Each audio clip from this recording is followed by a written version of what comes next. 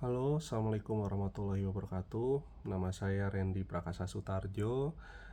Saya adalah mahasiswa Paramadina Kampus Cikarang dengan nomor induk mahasiswa 123 1080 63. Ya, saya ingin mencoba mengomentari dan membahas terkait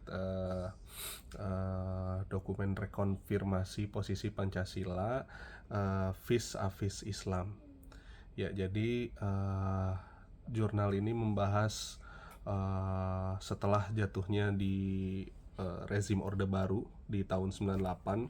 Kemudian di situ kita tahu bersama setelah jatuh rezim Orde Baru, kemudian hal yang selalu dibahas adalah terkait kebebasan politik yang memungkinkan pada akhirnya si kelompok Islam konservatif ini memperjuangkan ide mengganti Pancasila dengan dasar negara Islam, termasuk pembentukan khilafah atau pelaksanaan syariat Islam secara penuh. Nah, kemudian namun ternyata dokumen ini menegaskan bahwa sejarah pembentukan negara Indonesia menunjukkan bahwa Indonesia itu bukan negara Islam maupun sekuler, melainkan negara yang berlandaskan ideologi Pancasila. Kita tahu sendiri bahwa para pendiri bangsa melalui BPU PKI mencapai kompromi sulit antara golongan nasionalis dan juga Islamis yang melahirkan Piagam Jakarta. Kemudian disepakati Pancasila sebagai dasar negara dengan sila pertama, yaitu adalah ketuhanan yang Maha Esa, yang netral dan inklusif. Jadi di sini Pancasila dianggap sebagai paling general atau paling umum di antara paham yang lain, kurang lebih seperti itu, atau ideologi yang lain.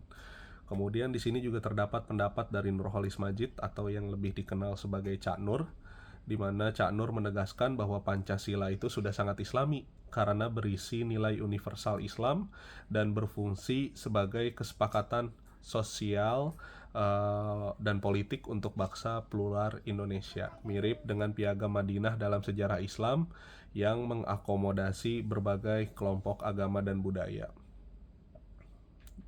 Ya, kalau dari saya sendiri, saya pernah tertarik pada salah satu khutbah Jumat yang pernah saya ikuti, di mana di situ khotib menjelaskan bahwa pada zaman Nabi Muhammad SAW bahkan terdapat 3 golongan orang kafir, dan tidak semua orang kafir itu dianggap sebagai musuh seperti itu. Ada kafir yang justru memang dilindungi gitu, dijaga dan diberikan hak-haknya seperti itu. Tidak ada perbedaan perlakuan. Ya, ini membuktikan bahwa pendapat dari Cak Nur ini juga memang sudah sejalan dengan itu gitu, bahwa Islam adalah agama yang sangat universal, sangat cinta damai, dan sangat terbuka terhadap perbedaan. Kemudian jurnal ini juga menyoroti bahwa tantangan bangsa Indonesia itu bukan soal ideologi dasar negara, tetapi fokus pada implementasi nilai moral, etika, dan juga akhlak, terutama dalam mengatasi korupsi, kekerasan, kemudian ketidakadilan sosial. Nilai Pancasila harus diinternalisasi sebagai spirit kebangsaan dan etika sosial politik yang mengikat seluruh warga negara. Ya, jadi kalau menurut saya Pancasila ini sudah sangat umum, sudah sangat general atau universal, di mana Pancasila ini adalah fondasi dari negara kita yang menjunjung tinggi keberagaman dan melindungi hak serta kedudukan semua kelompok masyarakat.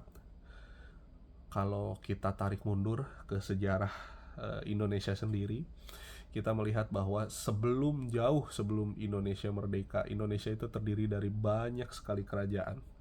kemudian banyak sekali keberagaman, banyak sekali budaya.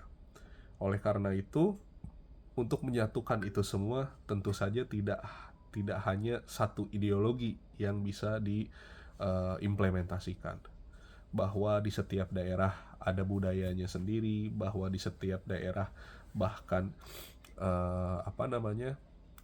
keberagaman, kemudian budaya, adat itu juga berbeda di masing-masing daerah. Itu membuktikan bahwa Pancasila ini sudah sangat inklusif seperti itu. Saat bicara ketuhanan yang Maha Esa, kita juga bisa berbicara tentang Islam, tentang Kristen, dan lain-lain. Kemudian saya melihat di sini ada bahaya obsesi mengganti Pancasila. Jadi kelompok yang ingin mengganti Pancasila dengan ideologi eksklusif berpotensi merusak persatuan dan kesatuan bangsa.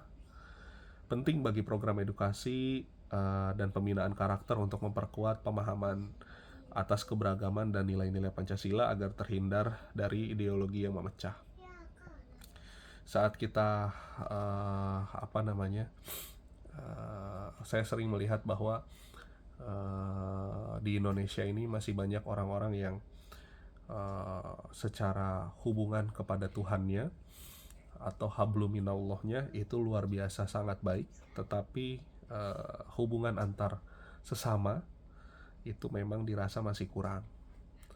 Jadi masih ada kelompok-kelompok yang masih mengutamakan kelompoknya sendiri, masih memilah-milah saya harus berteman dengan siapa. Nah, kurang lebih seperti itu, dan itu menurut saya memang tidak sesuai dengan nilai-nilai Pancasila.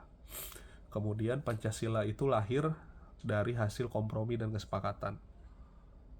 Sejarah panitia kecil BPU PKI menunjukkan betapa beratnya jalan mencapai kata mufakat.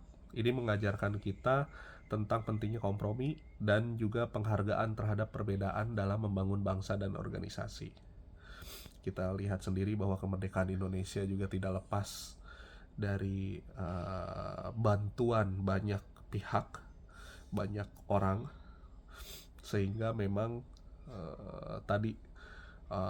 Indonesia terdiri dari berbagai macam budaya, ya, sehingga memang tentu saja kompromi dan kesepakatannya pada saat itu luar biasa berat.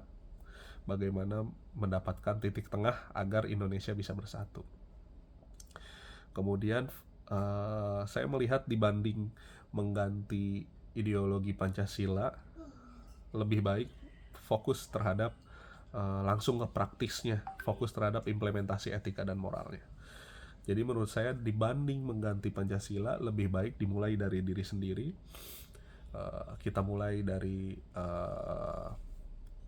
bahwa kita harus memperbaiki diri sendiri, menjadi contoh untuk orang lain. Kemudian setelah itu baru kita bisa mengingatkan orang lain. Sehingga seharusnya nilai-nilai Islam yang harusnya dijadikan ideologi Islam oleh Islam konservatif seperti itu harusnya dijalankan dulu, dijadikan cerminan dalam kepribadian sehari-hari. Kemudian baru dari situ kita bisa mengamalkan nilai-nilai Islam yang lebih praktis, seperti anti korupsi dan lain-lain. Kurang lebih seperti itu. Jadi menurut saya tidak terlalu penting untuk mengganti ideologi Pancasila. Yang lebih penting adalah justru lebih ke implementasinya. Kemudian saya melihat bahwa peran pendidikan dan pelatihan ini sangat penting. Zaman saya dulu waktu sekolah ada namanya PPKN, pendidikan kewarganegaraan, dan itu memang sangat penting untuk menanamkan nilai-nilai Pancasila di kehidupan kita sehari-hari. Jika dilihat lebih detail lagi, sesungguhnya 5 nilai Pancasila itu juga sudah termasuk di dalam Islam. Dari mulai ketuhanan yang Maha Esa, sila pertama yang sangat general dan umum, sampai ke keadilan sosial bagi seluruh rakyat Indonesia. Di mana memang kita selaku umat manusia, pemerintah dan masyarakat ataupun individu ya harus berlaku adil, seperti itu. Jadi pendidikan nilai Pancasila juga harus menjadi bagian dasar dari pengembangan sumber daya manusia di Indonesia, agar nilai tersebut tetap hidup dan menjadi panduan nyata dalam perilaku dan budaya kita. Kurang lebih seperti itu komentar dan pembahasan dari saya. Kurang lebihnya saya mohon maaf. Terima kasih. Wassalamualaikum warahmatullahi wabarakatuh.